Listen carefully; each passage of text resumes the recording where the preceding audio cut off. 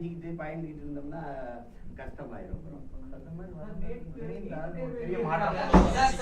நேற்று நீட் தேர்வு எழுதியிருக்காங்க. அதுல மாணவர்களுக்கு வந்து அந்த சீரியல் நம்பர்ல குளறுபடி ஏற்பட்டிருக்கதா பெற்றோர்களும் மாணவர்களும் நேற்று வந்து புகார் கொடுத்திருக்காங்க. எப்படி பாக்குறீங்க? எழுதிட்டு வந்தவங்களே இந்த பிரச்சனை இருக்கு. இதுல இருந்து தெரியுதா நீட்டையே நாங்க வேணாம்னு இருக்கிறோம்ட்டு. நீட்டை ஆதரிச்ச பெருமக்கள் கிட்ட நீங்க இந்த கேள்வியை கேட்கணும். நான் திரும்ப திரும்ப உங்ககிட்ட கேட்கிறேன். போலி மருத்துவர்களை தான் உருவாக்குது. தமிழ்நாட்டில் எத்தனை பேர் மார்க் பிராக்டிஸ் பண்ணி பிடிபட்டாங்கன்னு உங்களுக்கு தெரியும். ஹெட்போன் வச்சு எழுதுறதுன்னா உங்களுக்கு தெரியும். வட இந்தியாவில் இப்ப கைது பண்ணப்பட்டிருக்காங்க. 50 பேருக்கு மேல கைது பண்ணப்பட்டிருக்காங்க. அப்ப நீ போலி மருத்துவரை உருவாக்குறியா, தரமான மருத்துவரை உருவாக்குறியா? ஒரு கேள்விக்கு பதில் சொல்லுங்க என் உடன் பிறந்தார்களே. இந்திய நாட்டின் மருத்துவ மாணவர்கள், தரமான மருத்துவ மாணவர்களை உருவாக்க அமெரிக்காவில் இருக்கிற ஒரு தனியார் நிறுவனத்திற்கான தேவை என்ன? புரோமெட்ரிக்குங்கிற அமெரிக்க நிறுவனத்துக்கு தேவை என்ன? இந்தியாவில் தரமான மருத்துவரை உருவாக்கி கொடுக்க. ஏன் அவன்கிட்ட கொடுக்குற ஒரு தேர்வை கூட ஒரு மாணவனுக்கு நடத்த முடியாது அவனால. வட இந்தியாவில எந்த பெண்ணுக்கு தோட கழட்டி மூக்கத்தை கழட்டி நீங்க பாத்திருக்கீங்க. ஆனா என் மாநிலத்துல மட்டும்தான் தோடு மூக்கத்துக்குள்ள விட்டு கொண்டு வரும் அப்படின்னு சொல்ற நீங்க. இவிஎம் எந்திரத்துக்குள்ள ஒண்ணும் பண்ண முடியாதுன்னு சொல்றீங்க. ரெண்டையும் நீங்க தான் சொல்றீங்க. துப்பட்டாவை கலட்டுறீங்க, உள்ளாடை கலட்டுறீங்க, தலைமுடியை விரிச்சு போடுறீங்க. எங்க பிள்ளைய தேர்வு எப்படி எழுதும்? என்ன மனநிலையில நீங்க உள்ள அனுப்புறீங்க? எங்களை என்னுடைய 1-2 வருஷத்துக்கு முன்னாடி நீட் எழுத நாங்கள் இந்த செய்திகள்லையும் சொல்லல. நீட் எழுத போனப்ப அவர் போட்டிருந்த புக்காவை கரெக்டாக சொல்லிட்டு உள்ள வர சொன்னாங்க. ஒரு நீட்டே வேணான்னு சொல்லிட்டு அது ஏன்னா அப்படிங்க ஆடை தோடு கழுத்தில் இருக்கிற செயின் இதெல்லாம் வைக்க முடியும்னு சொல்றது வந்து அது மனநிலையை வந்து பாதிக்கிறதா ஒரு அச்சம் ஊட்டி விட்ட கூட்டி போனேன். இப்ப இப்படி ஒரு கேள்வியை எழுப்புவோமே நீங்க. நான் நீட்ல நாங்க 2 பேரும் தேர்ச்சி வென்று வந்துடுறோம் மாணவர்கள். இப்ப இதுல நீங்க எப்படி தர வைக்கிறீங்க? 1200க்கு 1199 மதிப்பெண் என் தம்பி வாங்கியிருக்காரு.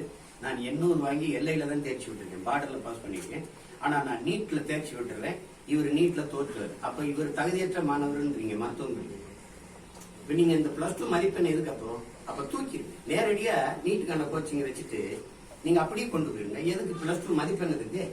அது தேவையில்லை. அப்படியே நான் தேர்ச்சி பெற்று வந்தா எனக்கு பாடம் நடத்த போற பேராசிரியர் யாருன்னா அவர் நீட் எழுதி வந்தவரா? இல்ல, பழைய பேராசிரியர்.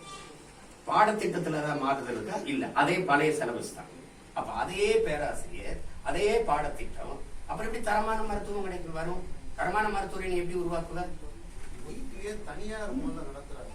அதை யாராவது கேட்குறீங்க? அது அமெரிக்க நிறுவனம் ஏன் நடத்துது? நடத்துது பரீட்சை நடத்துறது அமெரிக்க நிறுவனம், கோச்சிங் சென்டரும் தனியார் நிறுவனம். அது கேட்கணும். நீ பயன்படுத்துற இவிஎம் எந்திரத்தை தயாரிக்கிறவனும் ஜப்பான்ல மைக்ரோ எலக்ட்ரானிக்ஸ் தனியார் நிறுவனம். யாரு சொல்லுங்க? நீங்க எது ஒண்ணு நீங்க செய்றீங்க. தேர்தலை நீங்க நடத்துங்க, அந்த எந்திரத்தை அவன் தயாரிச்சு உங்களுக்கு கொடுப்பான். நீங்களே பாக்குறீங்க, ஒரு வலையொலியில வருது, வெட்டியை திறந்து ஓட்ட கூட எடுத்து பைக்ல ஓட்டு போயிட்டு இருக்காங்க.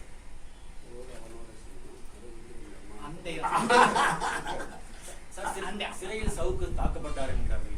அது பத்தி என்ன? கஞ்சா வழக்கு அதெல்லாம் கொடுது. தம்பி வந்து அப்படி பேசிருக்க கூடாது. பாருங்க, பேசு கருத்துக்களை எடுத்து வைப்பார் அவரு.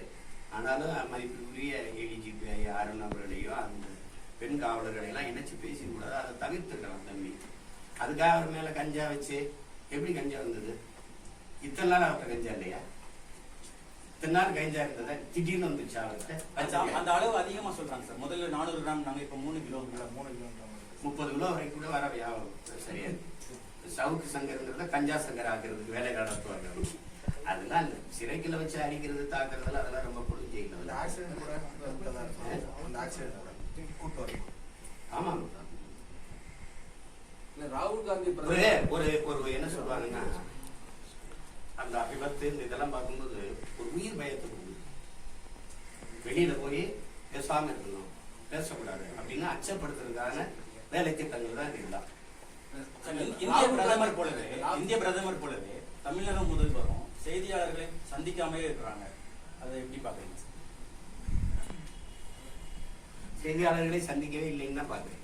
வேற நீங்க என்ன கேள்வி? நீங்க இவ்வளவு கேள்வி இருக்கிறீங்க, நாங்க பதில் சொல்றோம்ல. நீங்க எழுப்புற கேள்விக்கு பதில் ஏதாவது இருக்குமா? அப்புறம் எப்படி சந்திப்பாங்க? 10 ஆண்டு கால ஆட்சியில ஒரு சாதனை கூட சொல்லி, ஒத்த சாதனை சொல்லி ஓட்டு முடியாது. பிரதமர் எப்படி பிரசம் மீட் பண்ணுவார்? எப்படி மீட் பண்ணுவார் சொல்லுங்க? பணம் செல்லாத நீங்க அதுக்கு நீங்க சொன்ன காரணங்கள்ல ஏதாவது ஒண்ணு நடந்துதா? பயங்கரவாதம் ஒழிஞ்சிருச்சு நீங்க, அப்புறம் என்ஐஏ ரைடு விட்டீங்க, கருப்பு பணம் ஒழிஞ்சிருக்கீங்க, அதுக்கப்புறம் இன்கம் டாக்ஸ் ரைடு, இடி ரைடுலாம் ஏன் வருது? ஏன் வருது? எல்லாமே ஃபால்ஸ் கோட், எல்லாமே பொய். பிளாக் மணி நீங்களே 6250 கோடி நீங்க எல்லாம் எங்கெங்க இடி ரைடு விட்டீங்களோ அந்த நிறுவனத்திட்ட எல்லாம் காசு வாங்கிட்டீங்க. அப்புறம் ராகுல் காந்தி பிரதமரா வர பாகிஸ்தான் விரும்புறாங்க, ஆதரவு தெரிவிக்கிறாங்க. பிரதமர் மோடி குற்றம் சாட்டிருக்காரு.